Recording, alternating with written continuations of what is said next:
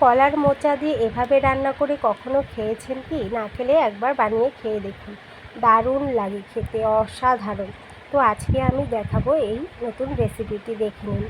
প্রথমে কিছু ছোট আর বড় আলু একসাথে সেদ্ধ করে খোসা ছাড়িয়ে রেখেছি, আর এখানে মোচাটা খুব ভালো করে ছোট ছোট করে কেটে বেটে নিয়ে তারপর আমি এর মধ্যে কিছুটা চালের গুঁড়ো এবং লবণ হলুদ দিয়ে মেখে নিয়েছি। এবারে তেল গরম হলে কড়াইতে ছোট ছোট বলের আকারে আস্তে আস্তে করে সবগুলোই ছেড়ে দেব। তো দেখতেই পাচ্ছেন এতটা রয়ে গেছে, একবারে হবে না, আমি দুবারে দিয়ে ভেজে নেব।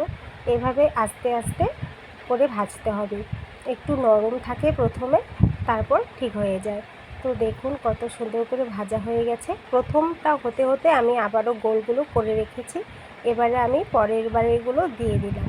তো সবগুলো আমার মোচা কোপ্তাগুলো ভাজা হয়ে গেছে। এবারে ওই তেলে আরেকটু তেল দিয়ে কড়াইতে সামান্য জিরে ফোড়নে দিয়ে দেবো।